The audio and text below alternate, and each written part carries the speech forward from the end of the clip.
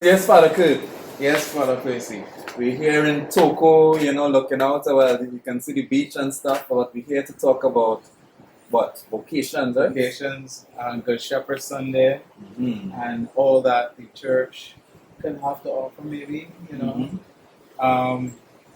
And you look at Good Shepherd Sunday, and it's one of the many times or Sundays that the church have the opportunity to promote vocations. So Mm-hmm. as we outside, Mm-hmm. you do a thing. Good. Yes. So you are a priest for just about a year, just under a year now, right? Under a year, about what now? May. So about 11 months. 11 months. Yes. So what was the story that led you to this, to actually becoming a priest? What's your vocation story?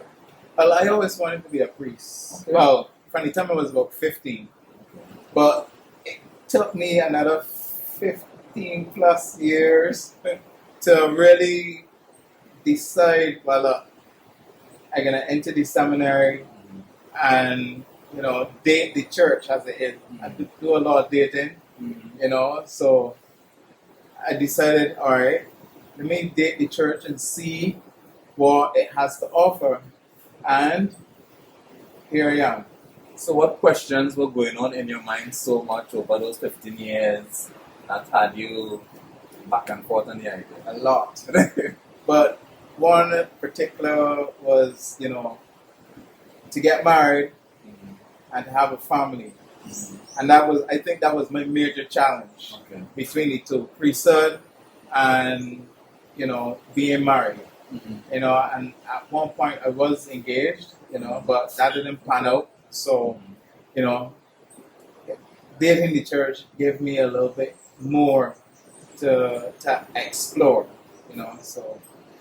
And how did you overcome that or reconcile with that challenge, How you ended up deciding, okay, I think I'll try this. Well, for me is, I journeyed with Archbishop Jason, then Bishop of Barbados, and we journeyed for 2 years in formation before I decided,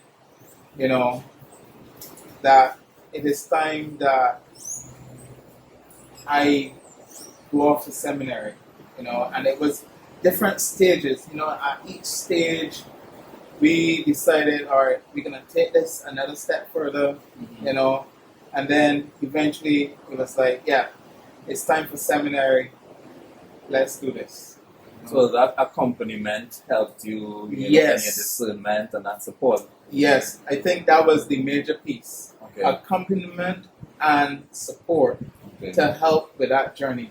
And, anyone else, supported you and you'd like to express? I think my family and Father Clement Paul, he's been a big inspiration for myself and some young people in the diocese. Mm-hmm. So he was one of these major role models that helped me through that time.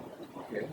So you mentioned young people. I know Father Clement Paul's interest in journeying with young people. Yeah. Right? But now you are a priest, you have taken up the mantle a little bit. What word of encouragement would you give to a young man who is exploring priesthood, or a young woman who's thinking about the religious life? What would you tell them? I think for me personally, I've journeyed with some young men in my home parish and, within the diocese in a whole. And I would say to young men and young women, don't be scared to step out of your comfort zone and see if God is really calling you for, the priesthood or religious life. I know that there are some young men and there are some young women I know, and you know who you are, that, have thought about it and expressed certain thoughts about, priesthood and religious life. And I would encourage you, to see what there is, what it's all about. Ask some questions. It's only in asking questions and stepping out and exploring that you can actually, come to realize, if this is really for me or not. Okay, beautiful. Yeah. So, in your 11 months or so of priesthood, what have been some of the highlights and joys of your time, or maybe the thing that you didn't expect? Well, I can get some highlights first. Okay. Being in Toko Matlock has been, it has been something different, but it has been a joy in exploring the community, the people, the love, the warmth, and even home, because the short time I spent home, I got to be with some of the people, I said mass in all the churches, Okay. and so it was so much excitement, and then coming here and just like diving deep into ministry, it just opened up a lot for me. Things that I didn't expect.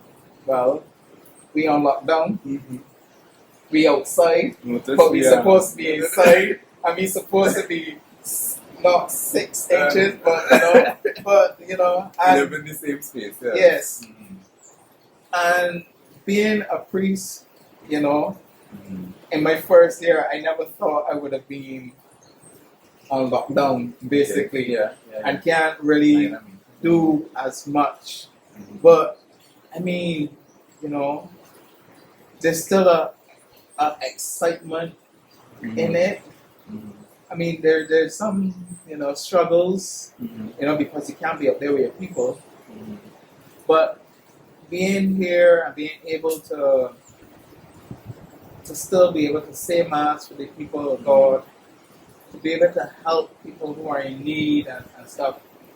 This is why I was ordained to the priesthood, So for me,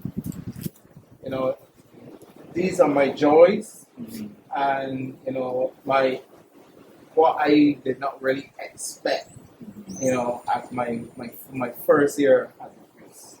Beautiful. So it is an adventure that you are exploring still and letting unfold. Yes. Great. Yes. Great. So maybe you can give maybe if there's that somebody who they're thinking about it, they're feeling that call and tug, give them a little extra to send them off with a little I extra wouldn't something. call names, but these young men that I know personally, who has been struggling with should I or should I not, I would say give it a shot. In terms of going and speaking to the vocations director or the vocations promoter. The vocations promoter is Father Vibert Stevens, and the vocations director is Father Clement Paul. And even if they want to have a little chat with me, send me a message and we can Zoom. All of these ways that we can connect. But I would really encourage them to, to reach out and really explore what greatness could kind of unfold for them. I think we all have a calling in life, and we are called to be great. However, but sometimes we don't know exactly what we want in life. I don't know if I want to be a carpenter. I don't know if I want to be an accountant, whatever. But you're going to do these jobs just to see if it mesh with your personality or whatever. Try priesthood. Try religious life. These are things that, although I said, I thought about being a priest when I was 15 and stuff, I didn't expect that it would unfold like it did. So this is, I'm giving you my testament on how things can unfold for you, and I telling you, you're not going to be disappointed. You're not going to be lonely. You're gonna have fun. Trust me on that. Beautiful. So I think, if you are feeling that call and if you are feeling that nudge, listen to the words of Father Kirt, and his story could be yours. Yes. So be encouraged. Jesus calls. Follow the promptings of your heart. Yes. And before I go, I would like to thank my home diocese for all that they have done for me, on my journey towards the priesthood.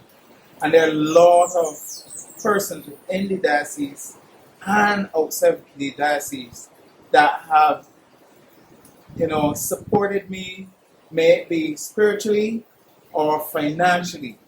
And I want to say from the bottom of my heart, thank you, thank you, thank you. My gratitude, me just saying it does not say enough, but I am truly grateful for what my diocese have done, and I look forward to serving my diocese fully in the future. Thanks a lot. Thank you.